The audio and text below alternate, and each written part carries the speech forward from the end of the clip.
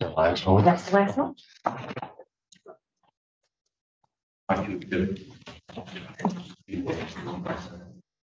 Okay, here we go. See that? Very official self-authentication. Is that? I'm not sure. Ready? Court does call the case of the people of the state of Michigan versus Lovely. Yeah, thank you, and good afternoon, Jonathan Lemons on behalf of the people. And Kenneth Overwater, Assistant Public Defender on behalf of Ms. Lovely, who stands to my right in court. Okay, thank you. We're ready to proceed to exam. Defense is ready. Yeah, people are ready to proceed in this matter. My understanding is that there's also some kind of a violation hearing. Did you want to do the exam and then kind of do everything all at once, or however? Yes. Perfect. That's Not that there's anybody else left. I'm going to call my first witness, Corey Johnson, but I have the officer in charge, Dusty Patel, also here with us today. all right.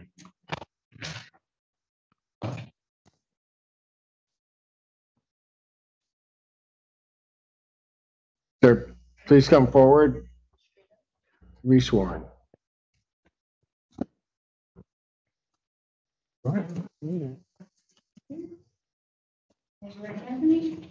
Comment swear our firm testimony you're about to give, the truth of the truth, and nothing but the truth.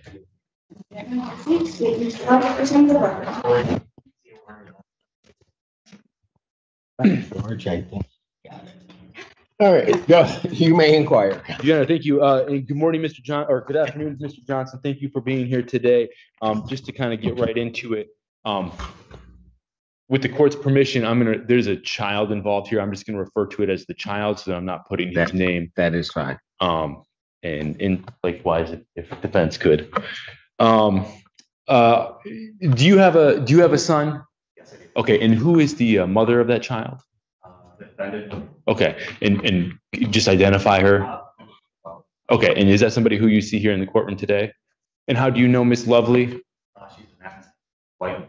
Okay, and you guys are obviously divorced then? Yeah. When was that divorce, when did that become effective? 2019. Okay, and as such, out of that divorce proceeding, was there a custody arrangement that was entered into regarding your child? Yes. In September of 2022? Yes. Can you briefly tell us what the terms of that arrangement were? Yes, we each had 50-50 custody, joint custody. And Okay. then we did our exchanges on Fridays. Okay, and so is that one parent would drop them off at school, the other parent would then pick them up? Yes, you complete your week by dropping them off on Friday, and then the other parent would start their week picking them up. Okay, so I want to fast forward to Thursday of I'm sorry, February of 2023. Did anything change regarding that arrangement, that custody arrangement? Yes, that the first week of February, I would have had custody of my son. And I was contacted by stated they're investigating the claims that she had made against me. They turned out to be false. So I believe it was like the 6th, they contacted me and they said, we're going to go back to normal custody. We advised her to continue like you should be, dropping him off at school, and I would pick him up, et cetera. And that never happened. Okay. He was never returned. So February 6th of 2023, I believe that was a Monday. A Monday or Tuesday. Okay. You were supposed to have the child on what day? That Friday, so roughly the 3rd. I looked at a calendar earlier. Yeah, I'd have to look at it. Okay. Well, hold on. I just want to make sure. On the 3rd would have been your pickup, the beginning of your custody. Yes. Okay, go ahead. And then that should have terminated with you dropping the child off on the 10th. Yeah, Friday. Okay. Whatever the Fridays were. Got it. All right. And so then now turning to the 6th of February, CPS gives you the okay to resume your pickup. Do you have any interaction with the defendant regarding the child exchange on the 6th? Yeah, she contacted me on our family wizard. Okay. Told me she was not returning. Okay. Prior to February 6th, had you been observing her social media feeds? Yes. Okay. And did you have any concerns about what the defendant was going to do with herself and the child? Objection, Your Honor, as to the relevance of what's on her, allegedly on her social media feed, certainly with regard to what he may have speculated he was worried about her doing. Well, but that goes to his state of mind as to everything. I'll overrule the objection. I'll hear it. Go ahead. Yeah, so had you been kind of monitoring her social media? Yes, I was concerned that she was going to take out of state. Okay. With a specific destination? New York, that's all I knew. Okay. And so did you share those concerns that you had with the defendant at all? Yes, I told her that would be a violation. We were required to provide an itinerary to front of work, and that never happened. Okay. I verified that with Sarah Mazer. She said they hadn't received an itinerary, and that what she provided wasn't appropriate. Okay. So on the 6th, obviously the child does not return to your care. Right. Okay. What happens then on the 7th? I contacted and law enforcement in reference to the issue. A order was filled out and sent to the judge by a friend of court to pick my son up and return it to me. That was signed by Judge O'Brien. Okay. Did you anticipate that you were going to be able to pick up your child from school that day? Yeah, Okay. Did you reach out to the school at all? I did, and they told me that he hadn't been brought that day. Okay. I think he said it was like mental health or something like that. You obviously didn't excuse him. Okay. Okay. All right. The order, when you contacted the friend of the court, were you able to receive a copy of the order from friend of the court? I did. Okay. I'm going to approach with what's been marked as people's proposed exhibit number 1. If I may, Your Honor. Yes, you may. All right, Mr. Johnson, that exhibit that I've handed you, you've had an opportunity to review that before testifying today? Yes. And is that something that you're familiar with? Yes, this is the order that they sent to the judge. That she's Okay. trying to pick up. Okay. And is that a fair and accurate copy of the order that was submitted and signed by Judge O'Brien at the 22nd Circuit Court? Yeah. Okay. Got it. And that's the order. What was that order informing what was supposed to happen with the child? I believe, let me read it just to clarify.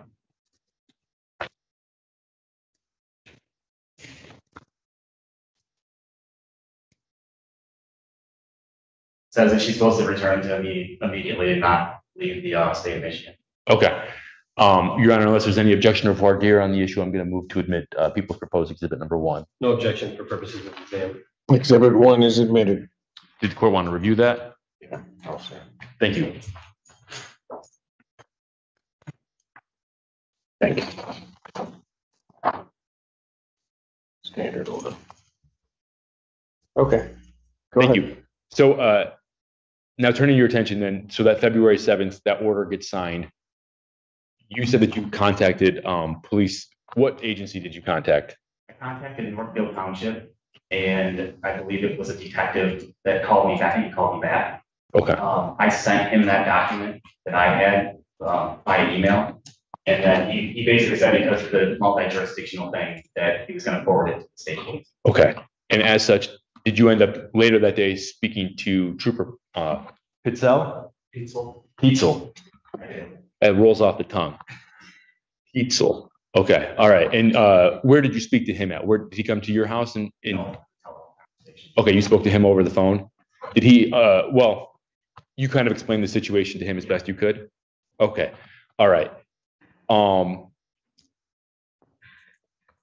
Moving forward to Friday the 10th, had you received custody of your child by the 10th? No. Okay. Then moving forward to the 13th, that Monday, February 13th, by that point in time, had you received custody of your child? Okay.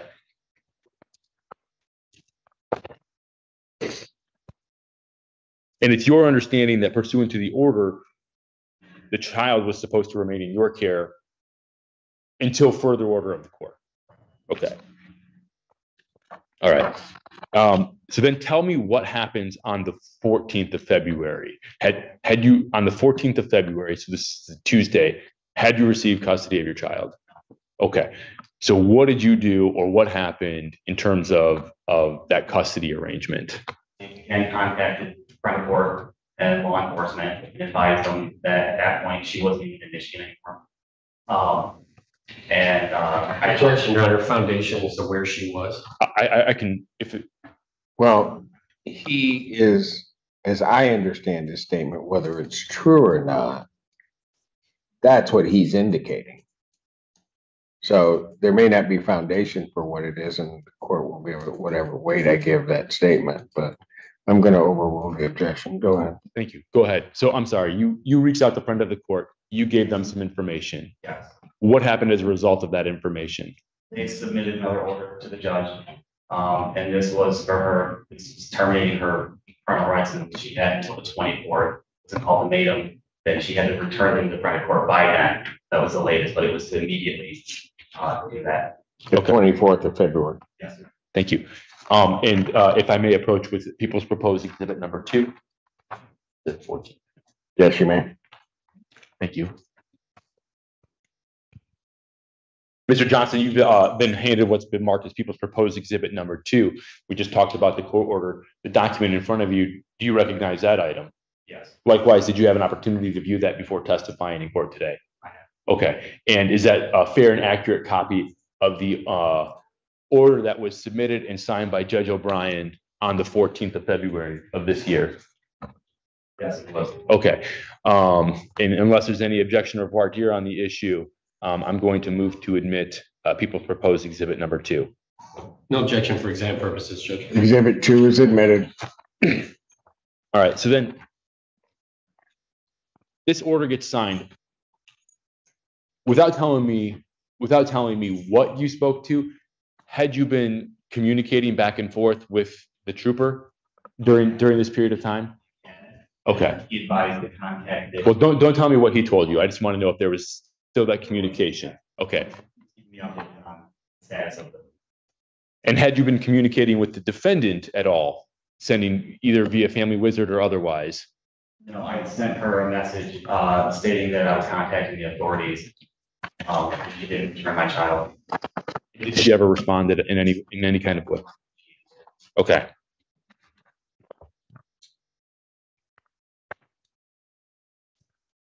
All right. So then to finish this up, when was the next time you actually received custody of your child? I called the school Wednesday or Thursday. It was like the 16th, I think, that week. And they said he was there, that he'd been dropped off. And so I told them that I would be there early, pick him up. And I had no order. I gave them a copy of that. And so they were aware that I had custody of him. Okay. All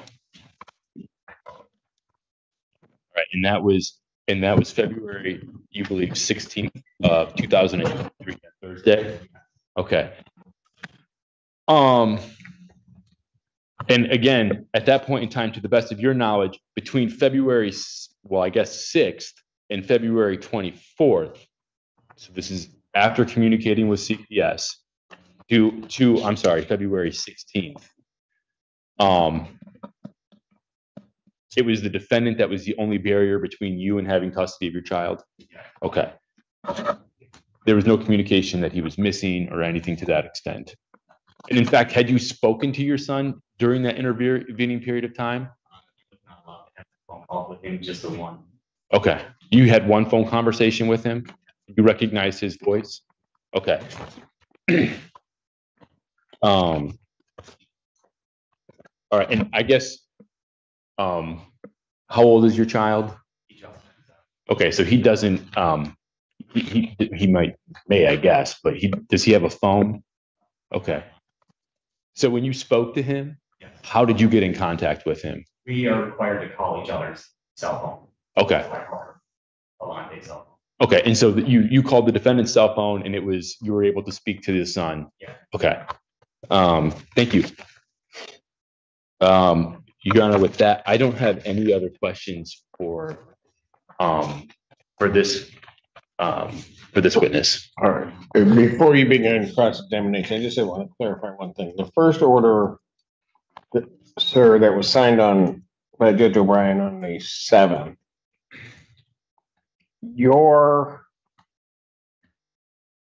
there was an indication that the child was to be returned to you, that your understanding was that the child was supposed to be returned and remain in your custody.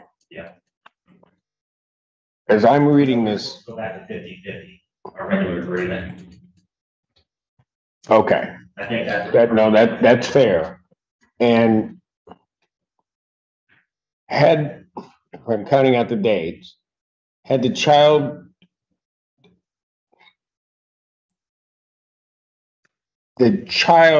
would not have been returned to you really until the 14th, right? If I've got it.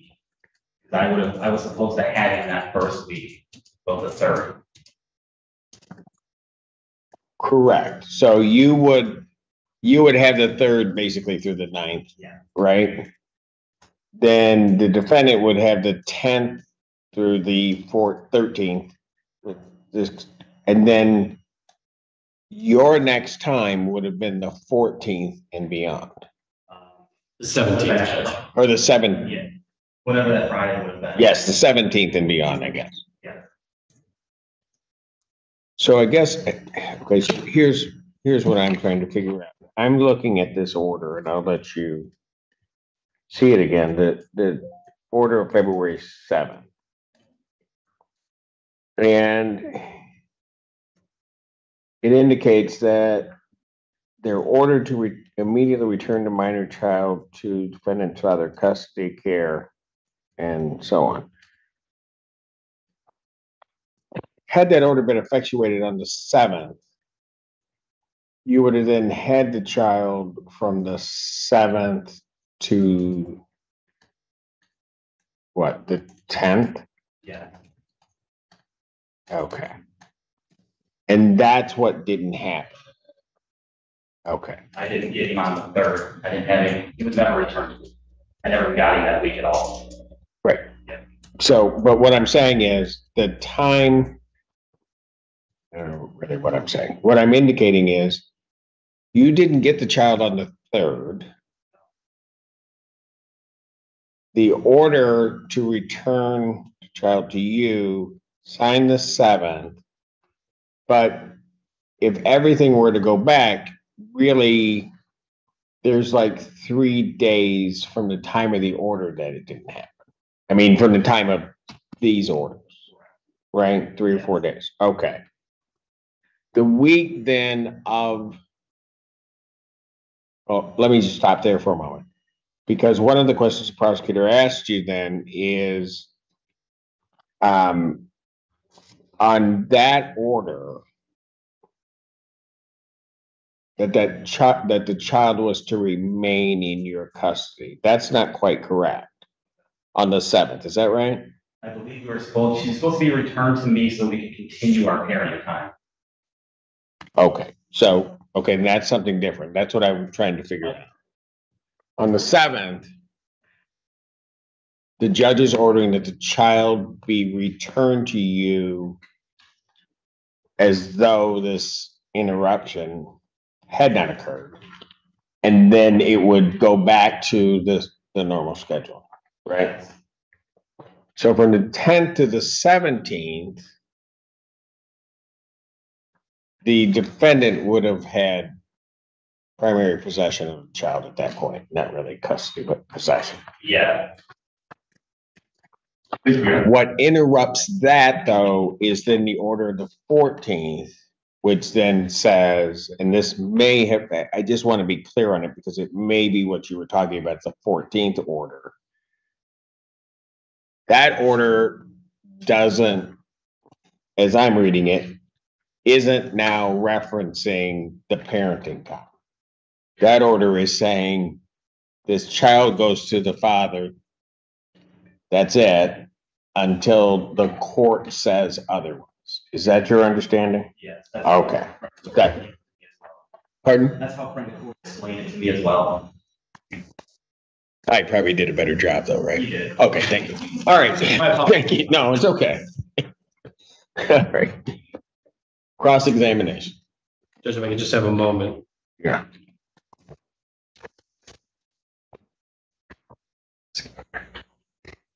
May I receive the exhibits?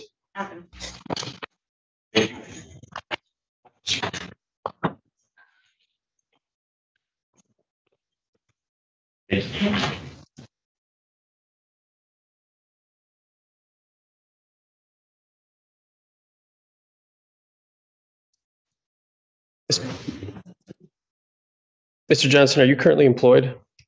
How? I work at Diablo Salsa. You do what? I work at Little Diablo Salsa in Moreland. Little Diablo Salsa. Were you previously employed as in law enforcement? When were you employed in law enforcement? In 19.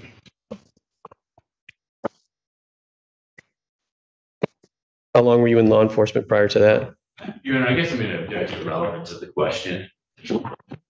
What is the relevance? Judge, if I'm allowed to understand his involvement with law enforcement, it might explain why he chose to involve law enforcement in this in order to deal with what is a civil matter.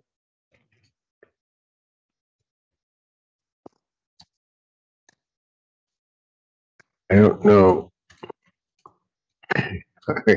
I'll let you go. I don't think it's going to matter to the court because if a child's withheld against a court order, I don't know that that's a civil matter, but I'll let you have your definition. Go for it. How long, when did you start working in law enforcement? And where did you work? Police department. I worked for Hamburg Township, Northfield Township, and shortly, a little short stay at like the building stoppers and reserve work. Prior to the reserve work, you, Northfield, Hamburg, and Pinckney, you were working there as a police officer?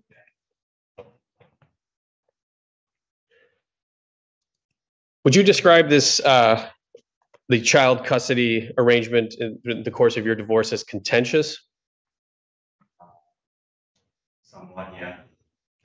And this all started when Ms. Lovely filed a Child Protective Services complaint against you, correct? And what else? This particular incident. Yes, When did that happen? I believe it was beginning of February. Amanda Moore contacted me from CPS in Oakland County. So early February, CPS contacted you, indicated that an investigation was being started. And you were told that it was based on allegations made by Ms. Lovely. Yes. And you said, you testified that investigation was closed. Yes. When did that happen? I think that was the 6th. And how were you made aware of that? I spoke to Amanda Moore, the investigator.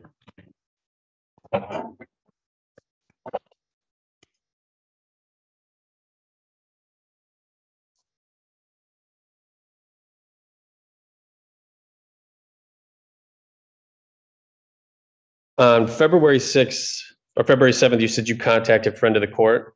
Yeah. Did you also file an ex parte motion and that motion was denied, correct? Yes, because they authorized the other one, that front of court. But you filed a motion and that motion was denied. Yes. Okay.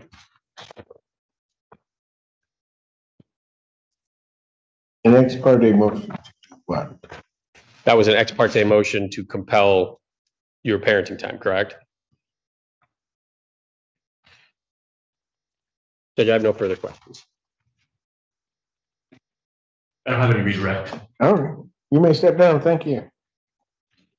Any additional witnesses for the people? I'm gonna call the trooper.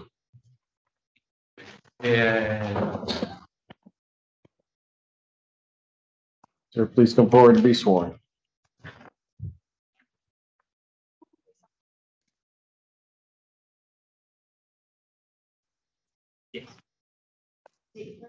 Yes, name? I am Trooper Dustin Peitzel, going to spell it. Yes, Okay, okay. that's P-I-T, Susan Charlie, yeah. Why is that so hard, Mr. Emmons? You just, And I just noticed that when you called him to the stand, you Yeah. used the last name. You just used I his asked- title. Okay, I'm just saying. You're on to my I was- ways. I was paying attention, but go ahead. You may inquire. Thank you. Trooper Petzl, thank you for being here today. I want to turn your attention. How long have you been employed with the Michigan State Police?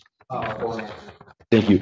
And were you employed in that capacity early February of 2023? yes, Did you become involved in incident between a custody issue between Alante Lovely and Corey Johnston? yes. Thank you. Who did you first, or how did you first get involved in this information? And again, I would respect it to the extent that you have to refer to the child, just refer to it as the child. At first, I was dispatched to an assistant agency. I was from my dispatch notes, I was advised to contact, Detective Buxton, I believe his name was. Thank you. And I think that's Buxton. That's correct. Township Police Department. I contacted him and he advised me of the dispute that we're here for today. Okay. We had some testimony earlier about their court order. As a result of that communication with the Detective Buxton, were you able to receive some kind of court order in some kind of way? Yes, he forwarded the email to me and I was able to review and see the court order as well. Okay. After speaking to the detective, based on the information that he gave you, you have a telephone conversation with Johnston? Yes, Okay. Did you get some fine information from him? a little bit more information, what Detective Buxton was able to provide. Now you have the information from the Northfield Township Police as well as from Mr. Johnston. What was your next step of your investigation to assist with this situation? My next step was to make contact with Miss Lovely and I guess attempt to persuade her to comply with the court order. Okay, and did you do that? Yes, I did. Where did you speak with Miss Lovely? I spoke with her at her residence in South Line. Okay. And for all intents and purposes, that's I think there's a small part of South Lyon that's in Washtenaw County, but her residence is in the Oakland part. Correct, it is in Oakland. Okay. And is the defendant, is that somebody who you see in the courtroom today? Yes. Just need you to point to her and tell us what she's wearing. It's the female with a kind of white shirt with flowers on it, Thank you. or kind of beige. And for the record, Your Honor, the witnesses identified the defendant. And record shall so reflect without objection. And thank you. Did you have a conversation with the defendant? Yes, I did. And did you talk about the court order? I discussed it with her. We talked through it together, yes. Okay, and what was her response in regards to you showing her this order that she's supposed to return the child? She advised me that she would not return the child. Okay. When she advised that she wasn't going to return the child, what did you do? I told her I would be in contact with her within 24 hours. And to confirm whether she returned or not returned the child. Okay. Did you inform her of maybe some of the consequences of not returning the child? Yes, I did. I informed her that if she failed to return the child within 4 hours, that charges would be sent up against her. Okay. Did she in some way show some kind of acknowledgement that she understood what you were saying? Yes. Okay. So then did you follow up with the parties at some point in time later? Yes, on February 10th, I called Mr. Johnson again to confirm whether his son or whether the child had been, and he advised me he had not been returned. Okay. And so based on the information that you got from Mr. Johnson, did you then speak to Miss Lovely again? Yes, And what did Miss Lovely tell you about that? Miss Lovely told me that she, once again, did not, return the child and that she questioned the validity of the court document that I provided her. Okay. When she questioned the validity of the court document, did you offer to do anything for her? I did, yes. Okay, and what was that? I offered to, I believe that was a Friday night, courts were closed. I told her, hey, I'll go down to the 22nd Circuit Court as well and confirm that this is indeed a valid document. To prove to her that yes, this is a valid document. Okay, and did you do that? Did you follow up with the 22nd Circuit Court? Yes. Okay, did you get some kind of confirmation about the validity of the document? Yes, I had spoken to one of the clerks, I believe her name was Miss Thompson, and she confirmed that that document was signed on the 7th by the judge's name is spacing right on my mind here, but Judge O'Brien? Judge O'Brien, thank Thank you. And she confirmed that that was a valid document. Okay, and did you then relay that information to Miss Lovely? Yes, I did. Okay, so you've now told her about it on the 7th, gave her to the 10th to comply, and then on the 13th, tell her that it's a real court order. What was her response to you in regards to that information? Once again, she told me she was refusing to return the child, and after a brief few words, she hung up on me. Okay. Thank you. Your Honor, with that, I don't have any other questions for this witness. Cross-examination. Thank you, Judge.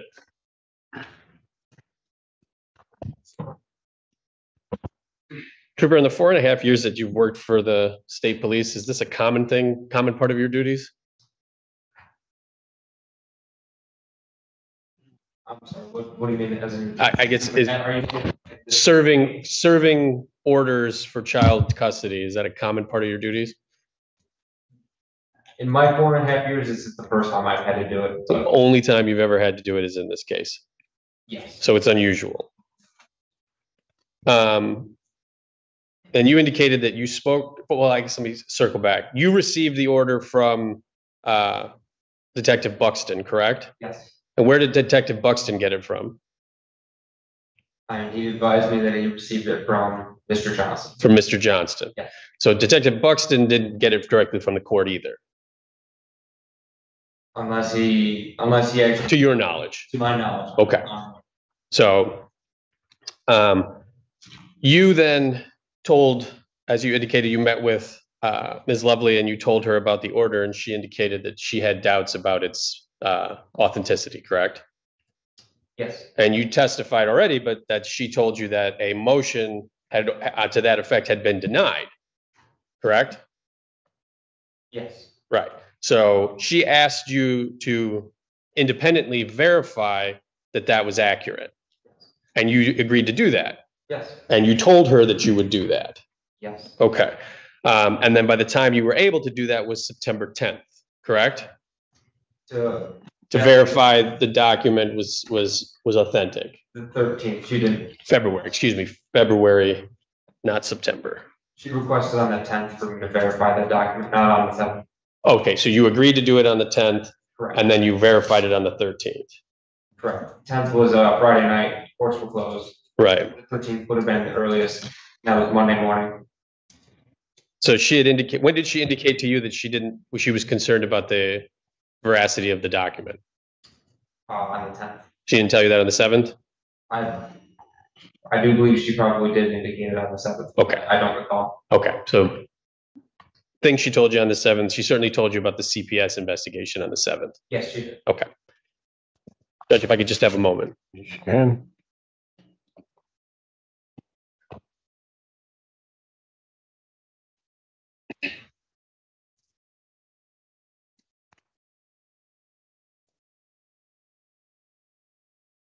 Did you ever attempt to independently verify that that order had been entered prior to February 10th? No. You didn't look into Odyssey or any other system? Yes, I did. You did? Yes. Okay, what did you do?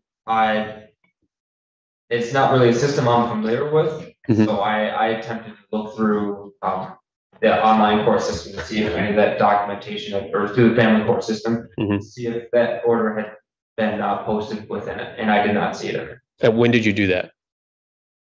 I don't recall which date I did that. Would you agree that it was somewhere between the 7th and the 10th? Yes. So you were, between the 7th and the 10th, you looked and you weren't able to see that that order was entered either? Correct. Nothing further, Judge. Thank you. Any redirect? I just want to reiterate. Did she express some doubt over the veracity of it on 7th of February of the order that you presented to her? Yes, she didn't think it was a real document. Okay. And then she might have also expressed some doubt on it on the 10th. Yes, That caused you to follow up with the court on the 13th. yes. Okay. Thank you. I don't have anything. All right, thanks, Trooper. Thank you. You're all set. Any additional witnesses? I don't have any other witnesses, Your Honor. Any witnesses for the defense? No, thank you, Your Honor. All right, Your Honor, at this point in time, I motion to bind the defendant over on the charges contained within the information, the 1 count. response. Your Honor, I would object. First of all, it seems to me that based on the testimony, this entirely occurred in South Lyon. So I'm not really sure that there's jurisdiction. This appears to have, the child was in Oakland County the entire time. So I think there may be a question as far as venue. However, on the facts of the case, the testimony is relatively clear from the trooper that he showed her this order on the 7th. She indicated to him that she didn't think it was accurate. They both, I think, he independently attempted to look in Odyssey, couldn't find the order. There was an order, a motion that was made and denied, which was testified to by Mr. Johnston. So at the very least, it makes it clear, I think, that there's confusion over what order would be entered or what order would be accurate if there was, this motion was already denied on one motion and then entered on another. Additionally, Your Honor, when the officer presents this to her and she indicates that she doesn't believe it's accurate, he agrees to look into it.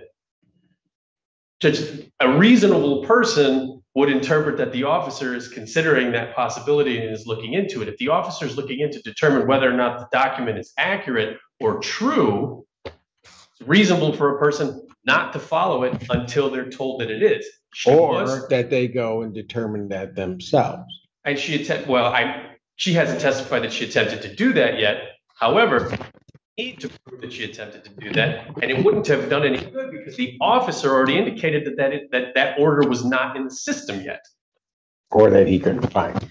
Or that he couldn't find it. But it does take time for those orders to appear. She couldn't independently verify it. By the 10th, that's now her parenting time. She hasn't received verification from the officer yet, who's indicated he's going to look into it. He does. She gets verification on the 13th, but that order does not change, and the court indicated that order does not change her parenting time. Now she's into her week. So the child stays with her until the 17th, and then the child would go back to the child's father on the 17th, according to the parenting time agreement. That's obviously changed by the February 14th order, but that's not really what we appear to be discussing here. The issue seems to be this time period from the 7th to the 10th. Because the order that issued on the 14th said she had until the 24th to return the child, and the child was taken by the father on the 16th. So we never got to the violation of that particular order. So based on all of that, Judge, based on what the officer told her and what the officer did and how it would imply to her the possibility that this order is potentially untrue or invalid, he couldn't independently verify it. Couldn't tell her that it was accurate until her parenting time had started. I would ask the court to dismiss the charges in their entirety. If nothing else, perhaps it's the basis of a show cause that could have been handled in family court, but as far as a parental kidnapping, I don't think it rises to the level to criminal conduct when the officer himself agrees to take on the task of verifying the veracity of the document. Response. I would ask the court, I know the court's probably already aware of this. Anything that our arguments are not evidence, but anything that Mr. Overwater argued was that what she did, there was no testimony to that. So let's just focus on the evidence that we have.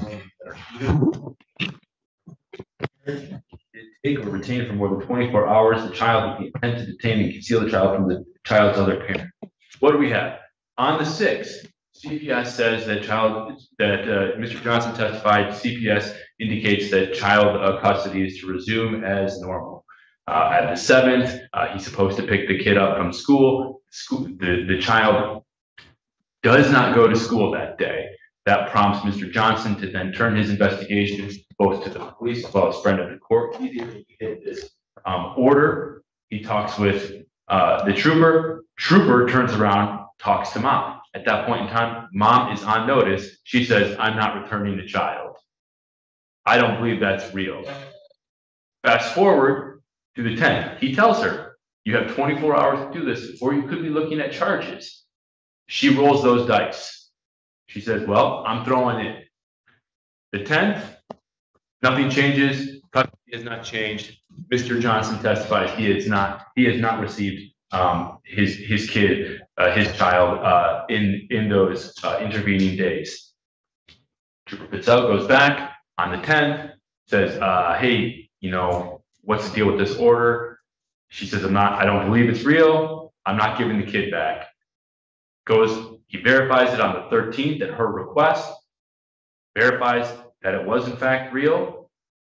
She says, I'm still not going to return the child. It is what it is. 24 hours she had to return the child or comply with the custody agreement. That order was entered on the 7th. She was made aware of it on the 7th. There's no testimony to suggest that there was anything else that was going on other than there was this order that she had to comply with, and she didn't comply with it between the 7th and the 10th.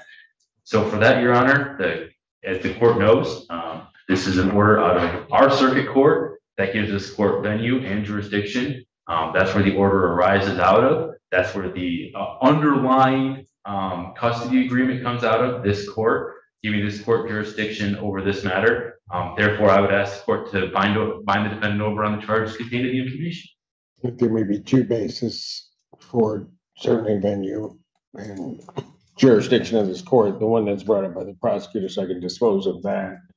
It's enforcing a Washtenaw County order. Also that the venue is stated on the complaint is Northfield Township.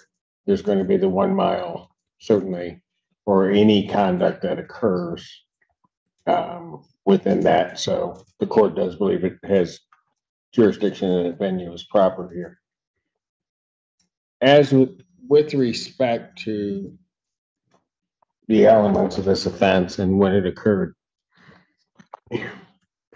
what a wonderful world we would have if defendants who were presented an order by a peace officer were able to say, I don't believe the order, and just not comply without doing their own checking, without doing their own, I guess,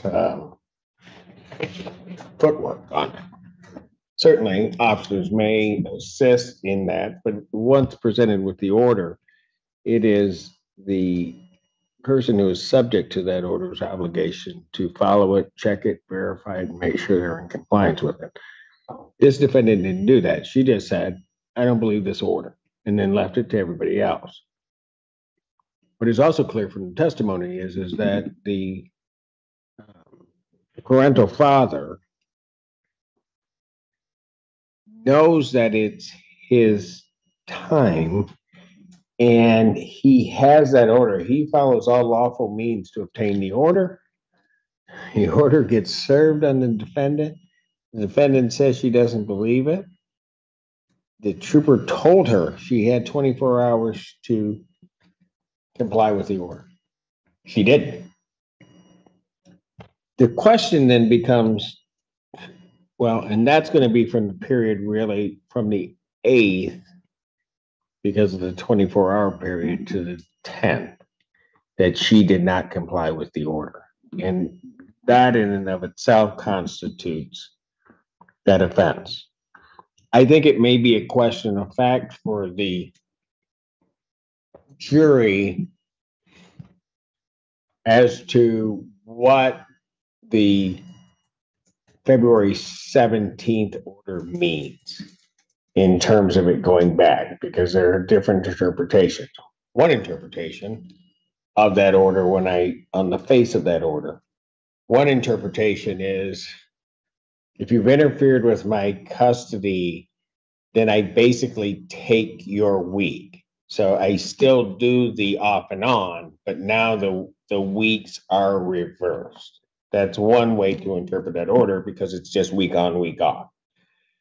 The other way to interpret that order is we go back to the normal schedule. I don't know which way that order really reads on the face of it. But in either event, I mean, and that to me says that that's going to be a question of fact, because it may very well be that the defendant then interfered with what would become the child's father's week that would have previously been her week, because that week on didn't happen. So that's a reasonable interpretation in this court's mind, certainly, and having seen it before, of these orders. Under either analysis, and again, I'm here to decide whether or not there's probable cause to believe that a crime was committed, not as to whether or not she has complied with the order, nor to necessarily give an interpretation of that order. That's for other proceedings. Given all of that, the court does believe that the defendant has committed the offense of kidnapping, custodial interference, and that people have sustained their burden of showing that by probable cause, either, so that we're clear, either is to that period after being presented with the order and not complying within 24 hours, or in retaining the child if there were a switch of weeks for that following week. Under either one of those analyses, people have sustained their burden. And therefore, the defendant is bound over to stand trial on this charge. I'll acknowledge receiving the information, granted I'll waive its formal reading, and my client will view this allegation. Defendant having waived formal reading, standing mute, court will enter a not guilty plea. All right. As a point of clarification, if I may, Yes. the court's recitation on the find over, the court referenced an order of February 17th. Oh, I meant February 7th. Okay, perfect. If I said 17th, I meant February 7th. All right. Court will indicate the defendant standing mute. Enter a not guilty plea. Pretrial will be set for October 16th at 1:30 p.m. with Judge Slay. October 16th, 2023, 1:30 before Slay. Is that That's a Monday. That's a Slay Monday. Your Honor, there is the violation. I don't know Yes. if the court wanted to address that. I do. So that we understand, and I don't how we got here, that the court had ordered Miss Lovely on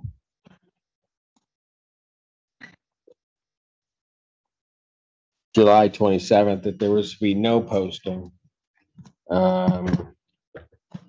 commenting on social media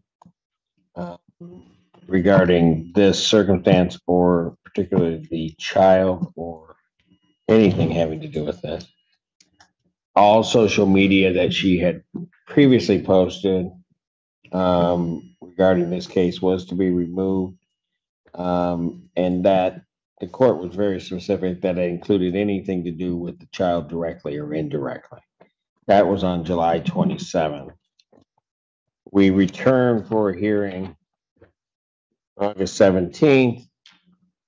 The people, I think, filed a motion or a request to an emergency motion on the 9th, I think it was, to revoke her bond.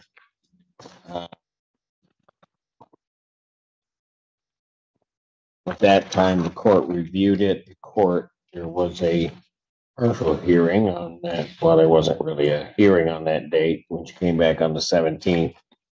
Based upon what the court saw in the court's previous order, the court did indeed revoke the defendant's bond, remanded her to the Washington County Jail, have subsequently released her from the Washington County Jail, but had set a bond hearing to address the issues in this case, because there was a claim that the subsequent posts were not with reference to the case.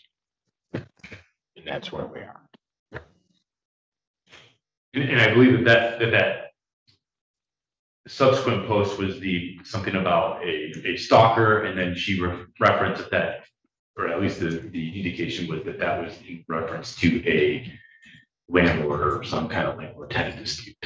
Correct. That is my understanding as well. Where was that landlord-tenant dispute heard?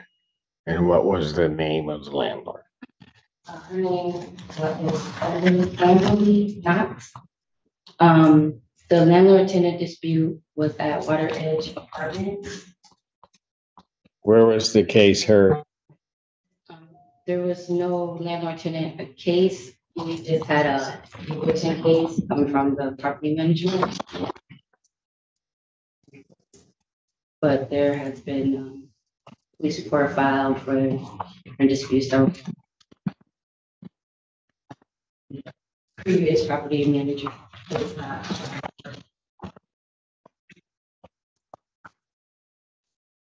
So there was no landlord-tenant action that was filed?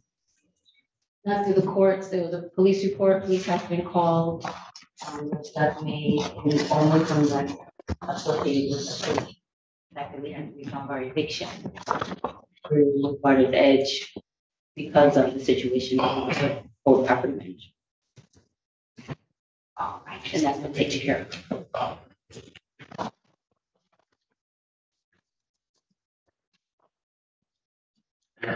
It's my understanding that there was an actual court case, but, within. That's what I had. 50 seconds. Excuse me. The eviction case. Right. That's Water's Edge Apartments versus Justin Hatchett and all occupants. So Who is Justin Hatchett? I believe that's her That's significant other fiance. we're both on the lease. He just was named first. So how does this relate to that? There was an incident. I'm sorry, Judge. How does what relate to that? How does the stalker relate to that case? Because I'm a bit confused only because before she had told me there was a landlord-tenant case. Then she told me today there isn't a court case. But now I find out that there is a court case, and I'm now trying to relate the language that she was using to that case.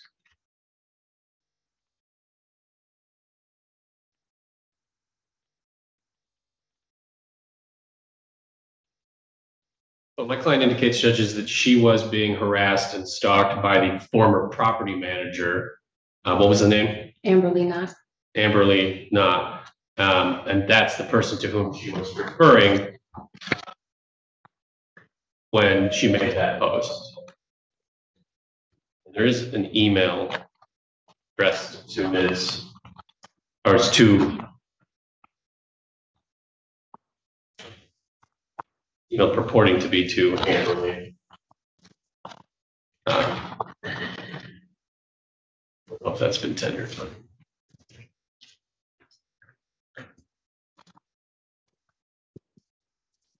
You know, I find it interesting. There was also this issue with the GoFundMe, Yeah. right? And so the GoFundMe is the GoFundMe. I recognize it's been disabled. It has not been deleted. But in that language, when she's talking about what had happened, she says, still being harassed, stalked, manipulated, and talked about by my ex-husband.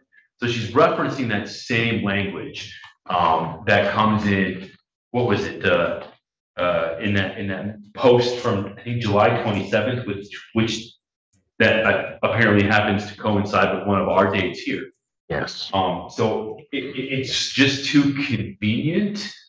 And I find it too remote to refer to a stalker or a landlord as a stalking, because, you know, a landlord is a stationary kind of thing. It's the building.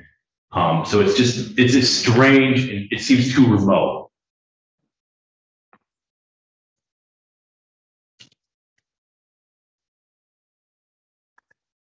Judge, the GoFundMe was early July. That was before, I believe, the court's order, is my understanding, when that was created, and it has been disabled. A person can have more than one person harassing them in their lives. So while she may have had, obviously there's a difficult relationship that she has with her ex-husband, that does not mean that she's not also having issues with this landlord property manager. Again, this isn't the owner, this is the person managing the properties, who's there in the areas, driving around in a golf cart, is watching her and has been harassing her. That is what she's reporting. I would ask the court, based on the vagueness of what that post was, to dismiss the bond violation. She's already spent, I believe, a week in jail as a result. And I've admonished her to stay off of social media in its entirety during the pendency of this case. And I don't believe there's any indication that there have been any issues since she was released from custody. Well, let me just say this. I don't think the defendant believes any court's order. It distressed me, first of all, in coming back that there was a violation of my order. Right? Then when I'm listening to testimony here, Judge O'Brien issues an order. She didn't want to follow it. She just doesn't believe that people are going to issue orders that may affect her and that she can just decide to do things as she will. I hope her time in jail has sort of bemused her of that idea, especially when it comes to me. I think she's also going to run into a different type of animal well, I don't mean that in a bad way, but a different type of judge when it comes to Judge Slay. And I would almost just dare her to not follow Judge Slay's order to the letter. Because 7 days probably won't be long enough. What I'm going to do is I'm going to find that there's a violation, sentence the defendant to 7 days credit for the 7 she served. I'm also going to issue a new order, or as part of her order going up. And I think it's wise advice, Mr. Overwater. The defendant is not to be on any social media. No use of social media. Ma'am, do you understand me? Thank you. Thank you. Otherwise, her bond will continue at this point. Thank you, Your Honor. Thank you. Thank you.